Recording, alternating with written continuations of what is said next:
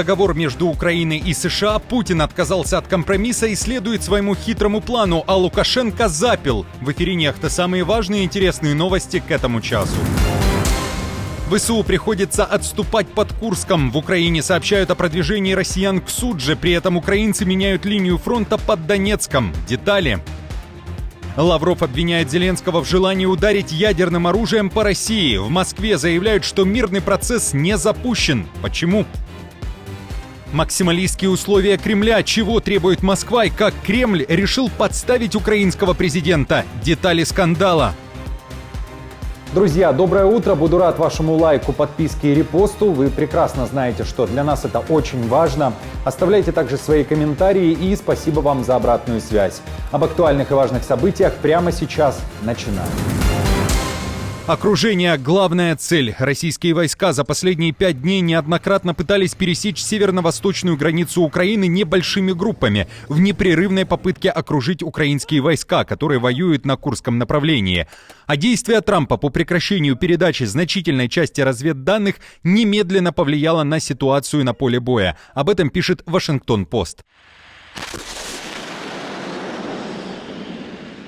Внимание западной прессы приковано к событиям в российском приграничье. Авторы материала уточняют, что ситуация на этой неделе немного стабилизировалась. Украина отправила подкрепление и в основном смогла отразить наступление россиян. Представители ВСУ говорят, что была уничтожена большая часть атакующей группы РФ, а также взорвана та самая труба, по которой россияне передвигались. Тем не менее, ситуация динамичная, пишет издание. При этом РФ контролирует логистические маршруты. В украинских и российских военных пабликах появляется информация о критической ситуации вокруг Суджи. ВСУ, вероятно, отходят с боями, а россияне уже фактически на пороге этого города. Действующие и бывшие украинские чиновники заявили, что отказ США в поддержке на прошлой неделе может повлиять на будущее доверие к Соединенным Штатам во всей Европе, а также на моральный дух в украинских вооруженных силах. Давление россиян под Курском изменило ситуацию на Донецком направлении. Там Россия уже теряет позиции. В районе Покровска в ВСУ говорят даже о стабилизации ситуации. Компромисс не для Кремля. Путин отказывается идти на уступки. Его цель – поставить такие требования, на которые Украина не согласится. Такую информацию имеют западные службы безопасности. Они уверены, что в Москве не готовы, например, идти на компромиссы по вопросам территорий, миротворцев и нейтралитета Украины в абсолютно любых мирных переговорах. Такое поведение точно бьет по планам Трампа, который хотел быстро и легко закончить войну, пишет Bloomberg. Путин преднамеренно выдвигает такие максималистские требования перед переговорами по завершению войны, которые, как он знает, вероятно, будут неприемлемы для украинцев и других европейцев, согласно данным служб безопасности. Российский лидер готов продолжать боевые действия, если не достигнет своих целей, заявили чиновники, пожелавшие остаться неизвестными. Авторы издания уточняют, что оценка западных служб безопасности свидетельствует о том, что Путин не видит причин отказываться от тех же жестких позиций, которыми он пользовался раньше. И в этом есть хитрый план Кремля. Ведь если Украина откажется от сделки на условиях России, то Зеленского тут же обвинят в том, что он не хочет мира. Есть ли у вас ощущение, что какая-то из сторон не хочет заключения мира? Напишите свои мысли под этим видео. Венгрия обвинила Украину в ударе по ее энергетической инфраструктуре. В МИД страны уверяют, что украинский беспилотник атаковал одну из измерительных станций нефтепровода «Дружба» на территории России. Сиярто заявил, что провел переговоры с РФ по этому поводу, а после записал гневное видео, адресованное Киеву. Нефтепровод «Дружба» имеет решающее значение для обеспечения нашей страны нефтью. Если работа нефтепровода станет невозможной, то практически прекратится снабжение нефтью Венгрии и Словакии. Из-за ночной атаки беспилотников поставки нефти в Венгрию по нефтепроводу «Дружба» пришлось временно приостановить. Я только что разговаривал с заместителем министра энергетики России, который сообщил, что на станции учета произошел сбой, и пока поставки невозможны. Однако ремонтные работы уже ведутся. Сиярто вспоминает атаку, которая произошла в ночь на 11 марта, когда на территорию России залетело более 300 дронов. В Генштабе ВСУ, кстати, подтвердили удар, заявив, что Украина била по стратегическим объектам России, которые задействованы в обеспечении вооруженной агрессии против Украины. Также зафиксированы взрывы в районе линейно-производственной диспетчерской станции «Стальной конь» Орловской области РФ, которая управляет технологическими процессами нефтепровода «Дружба» и является важным звеном в системе поставок нефти на терминал морского порта Усть-Луга в Ленинградской области. Новый поворот в переговорах между США и Украиной. Детали внезапно решил раскрыть глава МИД РФ Сергей Лавров. Не называя источников информации, он вдруг заявил, что Зеленский не хочет мира, пока Трамп не даст ему гарантии ядерного удара по России. С российской стороны подобное заявление прозвучало впервые. Вообще процесс еще урегулирования, он не начинался. Господин Зеленский публично заявляет, что он не хочет никакого перемирия, пока американцы не дадут ему гарантии, что в случае чего они Россию разбомбят ядерным оружием. Он примерно так же вопрос ставит. Поэтому пока все это несерьезно. И вот мы тоже сегодня говорили об этом.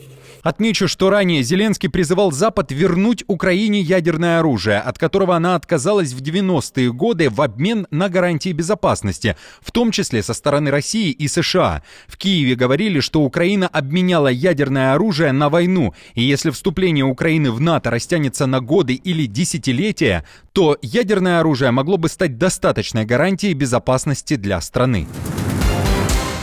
Одни из самых длительных переговоров состоялись в Саудовской Аравии между украинцами и американцами. На протяжении целого дня Рубио, Уолтс, Ермак, Палиса, Умеров и Сибига, как заявлялось перед встречей, говорили о мире в Украине, а также о путях улучшения отношений между двумя странами. И эти пути были найдены. США уже решили, немедленно возобновляют поставки оружия Украине, а также обмен разведывательной информацией. И связано такое решение с позицией Украины. Итак, США предложили Киеву заключить соглашение о прекращении огня. В Госдепе Америки заявили, теперь мяч на стороне России, и теперь Москве надо показать стремление к миру. Зеленский сделал срочное заявление. І сьогодні в розмові була пропозиція саме американської сторони зробити перший крок одразу далі. І на 30 днів спробувати встановити повне припинення вогню. Не тільки щодо ракет, дронів і бомб, не тільки у Чорному морі, а також по всій лінії фронту. Україна сприймає цю пропозицію. Ми вважаємо це позитивним. Ми готові зробити такий крок. Делегации также теперь займутся определением состава своих переговорных групп для того, чтобы вновь начать переговоры для достижения мира. В ближайшее время между Вашингтоном и Киевом также будет заключена та самая сделка, срыв которой произошел после перепалки в овальном кабинете. Также известно, что представители Белого дома проведут новые переговоры с Россией. Украина уже согласилась, и, надеюсь, Россия тоже согласится. Сегодня и завтра у нас запланированы встречи, и, возможно, мы сможем заключить соглашение. Но, на мой взгляд, прекращение огня – это крайне важно. Если мы сможем убедить Россию, это будет прекрасно. Если нет, тогда война продолжится, и люди продолжат гибнуть, причем в большом количестве. 30-дневное прекращение огня и абсолютной тишины. Друзья, что думаете об этом? Как считаете, реально ли это? Поделитесь своими мыслями в комментариях. Наша команда существует благодаря вам. Поддержите ее, чтобы мы могли продолжать нашу работу.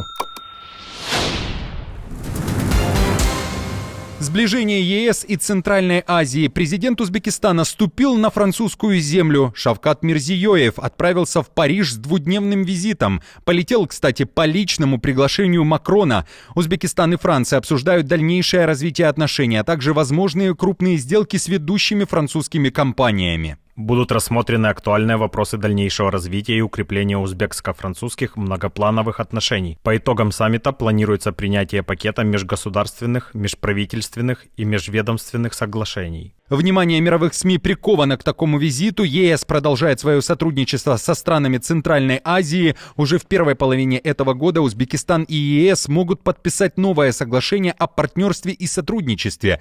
Представитель Брюсселя уже с 12 по 18 марта будет с визитом в ЦА. Еврокомиссар по международному партнерству Йозеф Сикела посетит Узбекистан, Казахстан, Кыргызстан, Таджикистан и Туркменистан с целью укрепления партнерства и расширения инвестиционной программы. Аналитики отмечают, влияние России на страны Центральной Азии медленно, но снижается. При этом для Запада это довольно интересное направление. Страны Центральной Азии привлекательны своими полезными ископаемыми. Необходимо ли, чтобы ЕС сближался со странами Центральной Азии? Как считаете? Подписчики, ответьте, пожалуйста, на этот вопрос под этим видео. Гренландия, глаз на которую положил Трамп, ждет новое правительство. Несколько часов назад в этой стране закончились парламентские выборы. От исхода голосования может зависеть судьба острова в большой геополитической игре между США и Европой. И все это под горячую руку Дональда Трампа, который не прочь прибрать к рукам арктическую жемчужину, будь то покупкой или даже силой. Издание Bloomberg накануне сообщало, что до этих выборов в парламенте большое количество мест контролировала коалиция партий «Народное сообщество» и «Вперед». Обе партии выступали за независимость Гренландии, но одна не спешит с проведением референдума о независимости, а другая хотела бы провести его в ближайшие 4 года. Это очень важно, потому что мы думаем, что интерес к этому вопросу проявляют во всем мире, поскольку мы хотим быть независимыми. Мы не продаемся и не станем частью США, но мы хотим создать собственное самоуправление и стать отдельным государством. Поэтому в этом вопросе нам нужно держаться вместе, а не распадаться. Так что нас ждут действительно захватывающие выборы. Взять под контроль США Гренландию намеревался Трамп уже не раз, пока словесно. После своего возвращения в Белый дом, напомню, он заявлял, что остров должен находиться под юрисдикцией США. В Гренландии отвечали, что остров принадлежит только народу, который там проживает. Сейчас же Гренландия является автономной территорией в составе Королевства Дания. Беларусь не такая, как выглядит извне. В этом уверяет Лукашенко. Он, словно повторяя за Путиным, взялся за бокал. Непризнанный политик, часто жалующийся на свое здоровье, решил выпить после того, как принял верительные грамоты от послов всего 9 государств: Боснии и Герцеговины, Буркина-Фасо, Грузии, Индии, Кении, Лаоса, Малайзии, Мьянмы и Пакистана. А еще Лукашенко, на котором лежит вина за события февраля 2022 года, когда российские войска зашли в Украину с территории Беларуси, уверяет, что его режим никому не угрожает. Никому не угрожаем, но при этом укрепляем экономические основы и обороноспособность нашего государства. Мы выступаем за мирное решение любых конфликтов дипломатическим путем и прилагаем значительные усилия для скорейшего урегулирования вооруженных противостояний в соседней Украине и других горячих точках.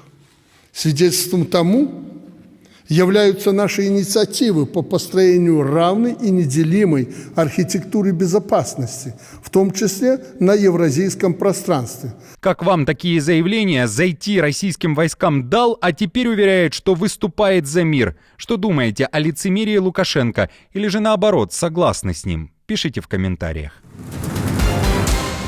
Друзья, на этом все. Не забудьте оставить свой комментарий и лайк. Мы же с командой продолжаем следить за самыми важными новостями. Оперативную информацию от Нехта ищите в телеграм-каналах или на платформе X. Спасибо вам за доверие и то, что остаетесь с нами. До новых встреч и хороших вам новостей.